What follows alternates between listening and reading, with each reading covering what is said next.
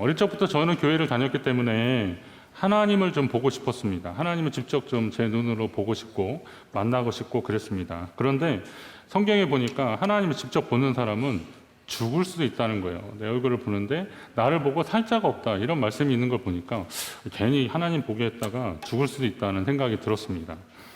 고민이 됐습니다. 저처럼 하나님을 직접 경험하고 싶은 마음은 굴뚝 같으면서도 하나님을 보면 죽을지도 모른다는 그런 두려움이, 사람들은 하나님을 대신할 수 있는 것들을 찾기 시작했습니다.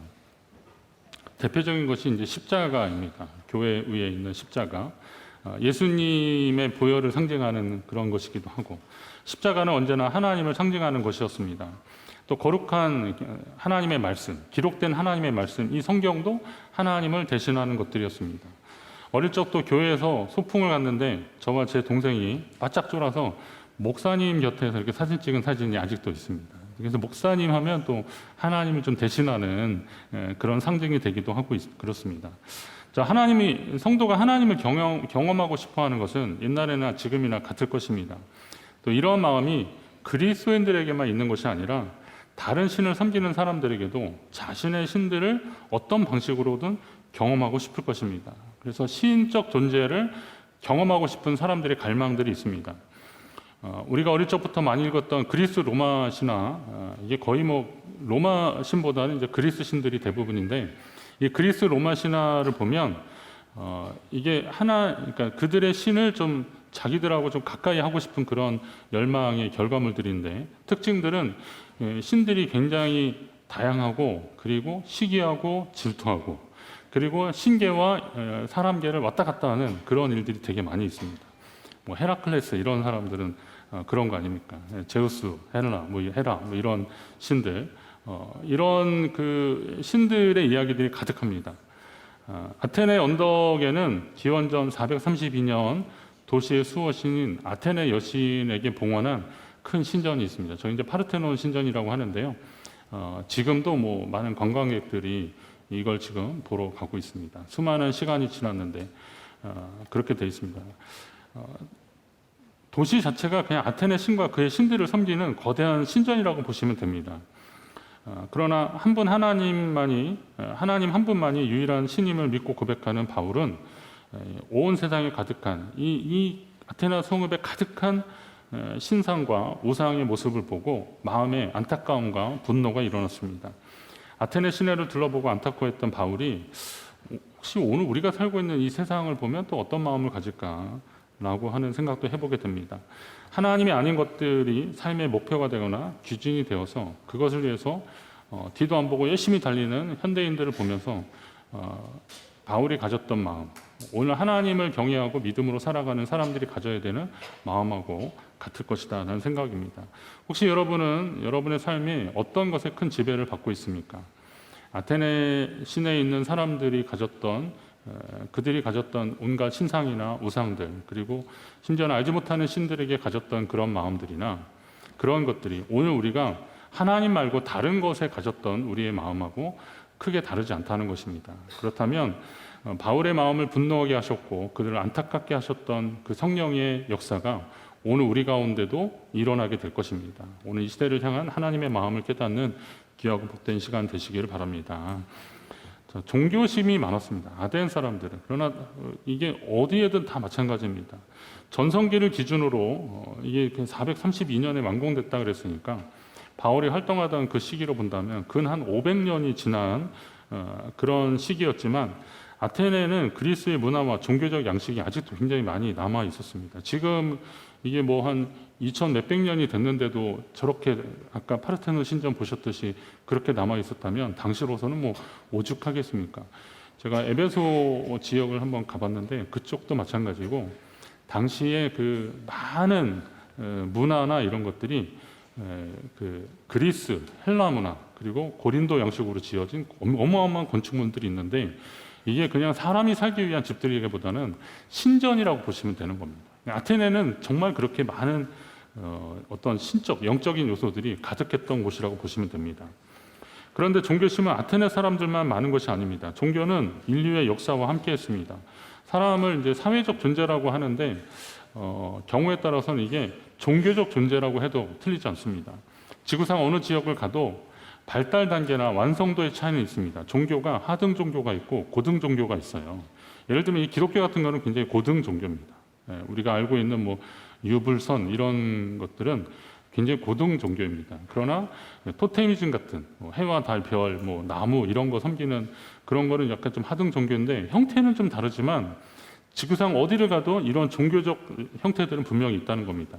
그런데 신기한 것은 과거에 상호 교류가 전혀 없고 그러니까 지역이 너무 멀고 그리고 뭐 대륙이나 이런 것들이 완전히 차이가 나서 상호 교류가 전혀 없었고 그리고 또 뭐 완전히 다른 문명들이 시대가 많이 다른데도 불구하고 유사한 형태의 종교 체계를 가지고 있다는 그런 공통점을 보게 되는 겁니다. 이게 문화 인류학자들이나 사회학자들이 연구해 보면 그렇다는 거예요. 이게 지역이 너무 달라서 서로 교류가 안 됐는데도 그렇다는 겁니다. 유사한 점이 많이 있다는 겁니다. 대부분 종교는 창조 이야기로 시작합니다. 세상이 어떻게 시작되었는지. 우리는 하늘이 열리고 그리고 단군 뭐 이런 얘기들 있잖아요. 어디는 천왕이 직접 이렇게 그러니까 하늘에 상제가 내려와서 뭐 하는 그런 데도 있고 어디는 또 무슨 어떤 신들이 이렇게 싸우다가 세상을 만들었다. 이런 창조 신화들이 다 있습니다. 그리고 천국과 지옥 같은 내세의 개념들도 있습니다. 그리고 구세주와 같은 초월적 존재의 여부가 있습니다. 우리는 예수님 다시 오시는 것을 재림이라고 그러는데 그런 불교 쪽에서는 미륵불 이런 것이 이제 이 세상을 구원할 그런 존재로 또 알려지고 있습니다. 이런 식으로 내세의 개념들이 있습니다.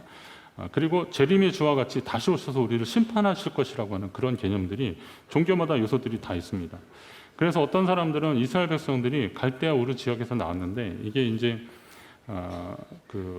말하자면 스메르 문명이라고 하거든요. 근데 거기에서 나오는 신화나 이런 것들이 이스라엘 민족에게도 영향을 끼쳐서 이 아브라함 그 이전에 그 창조 이야기랑 이 그쪽에서 이 마르둑이라고 하는데 이 신 이야기가 비슷하다. 그러니까 여기서 나온 거다라고 그렇게 주장하는 사람들도 있습니다. 그러니까 그 수메르 문명이 가졌던 창조 신화와 신의 개념을 발전시켜서 여호와 하나님을 만든 것이다 이렇게 주장하는 거죠. 이게 주장입니다. 또 어떤 사람들은 예수님이 석가모니의 제자였다는 겁니다. 그래서 그 근거가 뭐냐 그랬더니 예수님이 비유를 하셨던 그 탕자 이야기가 불가에도 있다는 거죠. 불교의 경전이 법화경이라는 것을 보면 거기 이름이 궁자라는 존재가 나오는데 궁자의 비유하고 구조가 비슷하다는 거죠. 그런데 미안하지만 다른 종교에도 이와 비슷한 형태의 이야기들은 세고 쌓였습니다. 그러니까 단순히 이런 것만 가지고 누가 누구의 제자였다 이런 것은 다른 겁니다. 그러니까 어떤 사람들은 모든 종교는 또 하나로 통한다 이런 이야기를 합니다. 그럴싸한 얘기 같지만 이러한 주장이 위험한 것은 결국 어떤 종교를 믿어도 괜찮다는 종교다원주의적인 접근이 되는 겁니다. 그러나 성경은 우리를 구원하실 분은 오직 하나님, 오직 예수 그리스도밖에 없다. 다른 이로서는 구원을 받을 수 없다니 천하 사람 중에 구원을 받을 만한 다른 이름을 우리에게 주신 일이 없다. 여러분 이 사실을 믿으시기 바랍니다. 이런 관점에서 보면 이런 종교다원주의 접근은 굉장히 위험한 요소들이라는 겁니다. 사도 바울은 아테네의 영혼들이 굉장히 안타까웠습니다. 바울의 이 안타까운 마음이 하나님 아버지의 마음이고 성도들이 가져야 되는 마음일 것입니다. 시내산 정상에서 내려오다가 금송아지 우상을 보고 춤을 추는 그 사람들을 보고 분노했던 모세처럼 하나님의 형상이 깨어지고 다른 헛된 우상에게 마음 주고 그 앞에 절하는 사람들을 보면서 거룩한 분노가 일어났던 모세의 심정처럼 그리고 아테네 시내를 돌아보면서 이 가득한 우상, 신상들을 보고 마음이 안타까움과 분노가 일어났던 바울의 마음처럼 오늘 이 시대에 하나님 없는 그리고 굉장히 인간적이고 사람 중심적인 그런 삶의 목표를 향해서 치닫고 있는 이 세대를 보면서 오늘 우리가 가져야 되는 마음과 같아야 한다는 것입니다. 우리도 그런 마음을 가져야 된다는 겁니다. 왜냐하면 그래야 이 세대에 물들지 않고 하나님 중심으로 살아갈 수 있기 때문에 그렇습니다. 그래서 바울은 더 이상 침묵할 수 없었습니다. 그래서 회당에서 유대인과 경건한 사람들 그리고 장터에서는 날마다 만나는 사람들과 변론했다 그랬습니다. 그러니까 참 신이 누구인지 하나님에 대해서 막 이야기를 했겠죠. 철학자들과도 논쟁을 벌였습니다. 근데 그들의 입장에서는 이 낯선 유대인이 또 하나의 신을 전하는 것으로 여겼고 그래서 바울을 보고 말쟁이라고 그랬습니다. 말을 잘했던 것 같아요. 근데 바울도 사실은 헬라 이 사상과 그리고 유대 율법을 아주 능통한 사람이었기 때문에 어디 가서 이렇게 논쟁을 하거나 이런 것은 뒤지지 않았습니다. 그래서 이제 사람들과 이렇게 막 논쟁을 하고 그래서 바울 보고 말쟁이라고 그랬던 겁니다. 그러나 그들은 바울이 전하는 그의 신을 믿겠다는 것이 아니라 바울의 말을 듣는 것은 그가 어떤 말을 하는지 듣고 싶었던 겁니다. 그러니까 헬라 문화, 지금 로마 시대지만 이런 헬라 문화에 그리스의 철학에 익숙했던 사람들은 이 사상이나 종교 이런 것도 사실은 이 종교도 사상에 다 들어가는 것들이 되거든요. 그래서 새로운 이야기를 하는 바울의 이야기, 이게 좀 궁금해서 들었던 것입니다. 자신들의 지적 욕구를 충족시킬 만한 자로 보았던 겁니다. 바울은 아테네의 이런 현상들이 결국은 영적인 문제구나. 그들은 사상을 말하고 철학을 말하지만 이게 영적인 문제구나라는 진단을 하게 됐고, 그래서 이런 부분에 대해서 자기가 그 자리에서 할 수 있는 역할들을 하려고 유일한 구원자이신 예수 그리스도를 전하고 싶어서 아레오바고라고 하는 곳에 서게 되었습니다. 아레오바고는 어떤 지역의 이름보다는 어떤 법정이다 이런 것이 있습니다. 근데 형태로 보면 이게 무슨 바울을 단죄하거나 그러기 위한 것이 아니라 그런 곳에 모여서 법정 같은 곳에 모여서 자기 주장을 이야기하는 그런 장소라고 보시면 됩니다. 학자들은 아레오바고를 바울을 신문하기 위해서 열린 법정이라고 보는 거죠. 바울은 아테네 시민들이 종교심이 많다고 하면서 증언을 시작합니다. 근데 이게 칭찬은 아니에요. 종교심이 많은 사람들. 여러분 대한민국 사람들도 종교심이 많은 거 아시죠? 굉장히 많습니다. 기독교가 이렇게 빠른 시간에 이렇게 많이 성장하고 또 교회가 커지고 그런 것들도 결국은 우리 속에 있는 종교심이 많기 때문에 그렇다는 겁니다. 뭐 세계 어디를 가도 이런 신적 요소나 영적인 요소들은 다 있는데 대한민국은 특히나 종교심이 많다는 거죠. 국민성이 그런 것이 있다는 겁니다. 그래서 그런 흔적들이 참 많이 있습니다. 마을 어디를 가든 어떤 성황당 같은 거 막 있었고, 그리고 그 무슨 이렇게 그 모시는 그런 것을 해마다 계속하고 그랬더라고요. 유신 때 아마 그거 좀 철폐하고 막 그랬었대요. 미신 타파 이러면서. 그런데도 계속 그런 잔재들이 계속 남고, 뭐 마을마다 그런 요소들이 계속 있는 겁니다. 교회가 들어갔을 때도 처음에는 이게 이제 조상도 모르는 종교다 막 그러면서 제사나 이런 문제 때문에 갈등이 있었지만, 그러나 일단 복음화되기 시작하는 그런 마을들은 정말 눈에 띄게 그 지역 자체가 막 큰 부흥이 일어나는 그런 역사도 있었습니다.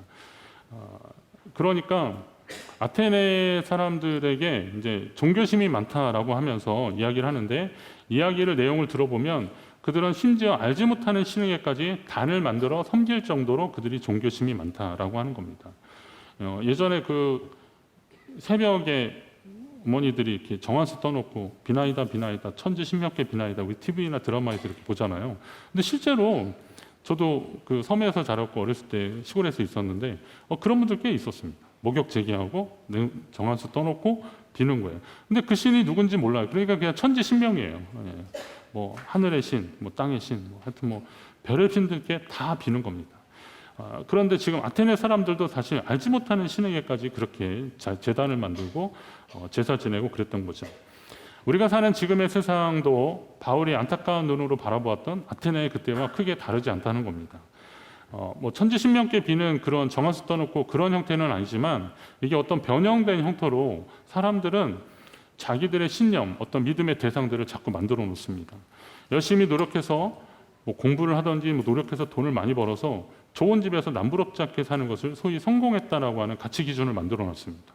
사회에서 어떻게 사는 것이 뭐 어느 지역에 아니면 어느 정도의 집에 어느 정도의 차를 타고 하면 성공했다라고 하는 겁니다.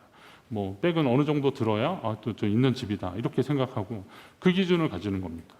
그러다 보니까 집을 뭐 어느 정도의 어디 지역에 가지는 것 이런 기준을 만들어 놔서 그런 성공을 향해서 달려가는 거죠. 사실 행복은 누군가 점수를 매겨서 얻는 것은 아니지 않습니까? 자기 만족을 통해서 얻고 누릴 수 있다고 계속 주장합니다.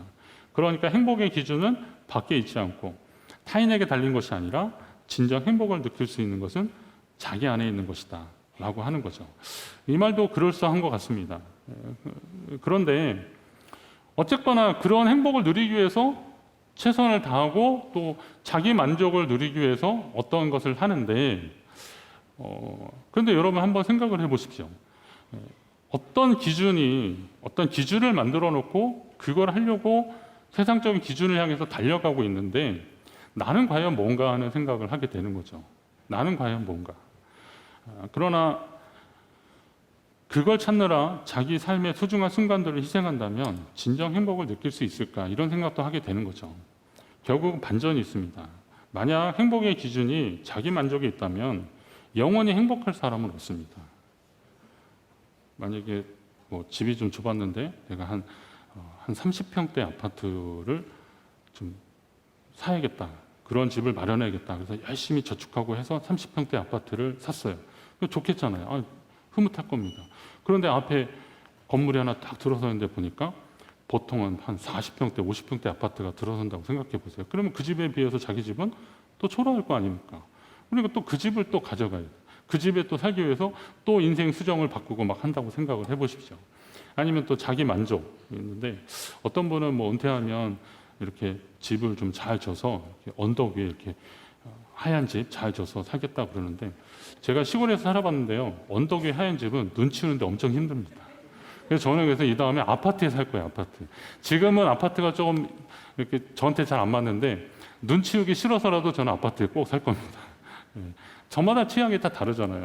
그러니까 자기 만족을 위해서 사는 거, 그리고 어떤 기준을 놓고 산다는 것은 사실 쉽지 않습니다. 결코 만족할 수 없는 거. 그러니까 욕심이 많은 인간은 더 큰 만족을 위해서 더 노력할 것이 분명하기 때문에 그렇습니다. 자, 그러면 행복의 기준이 좀 바뀌어야 되는 거 아니겠습니까? 행복은 무엇이냐? 무엇을 느끼느냐가 아니라 어떤 존재인지 여부에 달려있는 것이다라는 거죠. 행복은 뭘 해서 행복하는 것이 아니라 내가 어떤 존재인가라는 겁니다. 우리가 예수 그리스도를 믿고 제사함 받아 구원받은 하나님의 자녀가 될 때 진정 행복한 사람이 되는 겁니다. 신명기 10장에 보니까 그런 말씀 있죠. 내가 오늘 내 행복을 위하여 내게 명하는 여호와의 명령과 규례를 지킬 것이 아니냐.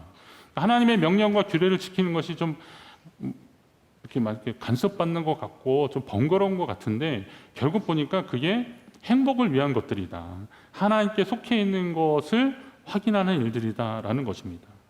신명기 33장에도 보니까 이스라엘아 너는 행복한 사람이로다 그럽니다. 여호와의 구원을 너같이 얻은 백성이 누구냐? 그는 너를 돕는 방패시요 내 영광의 칼이시로다. 내 대적이 내게 복종하리니 내가 그들의 높은 곳을 밟으리로다. 여호와 하나님을 인정하는 사람들, 그 백성된 사람들은 행복한 사람이라는 겁니다. 무엇을 해서가 아니라, 무엇을 누려서가 아니라 여러분이 하나님 자녀된 그 자체로 행복하시기를 주의 이름으로 축원합니다. 사실 바울의 이러한 접근은, 그러니까 이제 그들이 종교성이 많은데 당신들이 알지 못하는 신에게라고 했는데, 그 알지 못하는 신을 내가 소개하겠다라고 하면서 이 아레오바고 법정에서 증언하기 시작하는데, 학자들은 이러한 바울의 시도가 접근이 좀 위험 요소가 있다라고 말하는 분들도 솔직히 있습니다. 아테네 사람들이 알지 못하는 신에게라고 한 것은 그동안 알려진 신들 외에 많은 신들이 있을 텐데, 하나의 신이라도 더 섬기게 되면 그 신의 보호와 인도를 받을 것이라고 하는 기대감 때문에 그들은 귀 기울이는 거고, 바울은 그 신을 소개해 주겠다라고 얘기하는 겁니다. 인도가 이 다신론이잖아요.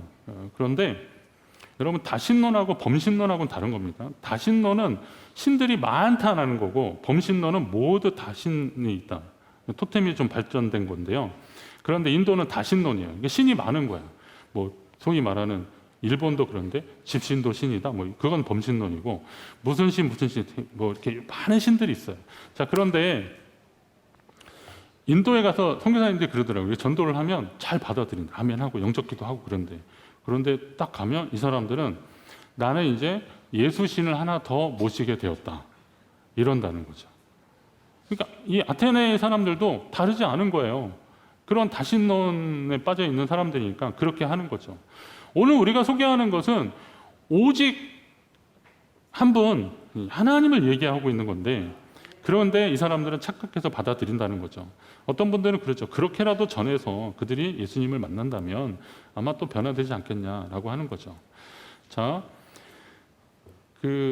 새로운 신에 대한 지적 호기심을 채우겠다는 차원에서 바울이 말하는 것을 주목했을 것입니다. 아테네 사람들은. 그러나 미안하지만 하나님은 그들이 알고 있던 수많은 신들 중에 한 분이 아니라는 거예요. 하나님은 오직 한 분이신 전능자고 천지 만물을 창조하신 유일하신 분이신 겁니다. 심지어 하나님은 나 외에는 다른 신을 섬기지 말라. 그것들에게 절하지 말며 우상을 새기고 절하지 말고 그것들을 섬기지 말라. 나 내 하나님 여호와는 질투하는 하나님이다. 이렇게까지 말씀하십니다. 그래서 하나님은 그들이 가장 쉽게 그러면 이제 다른 것을 섬기지 말고 그리고 그것에 절하지 말라라고 이렇게 강하게 말씀하셨잖아요. 질투하시는 하나님이라고.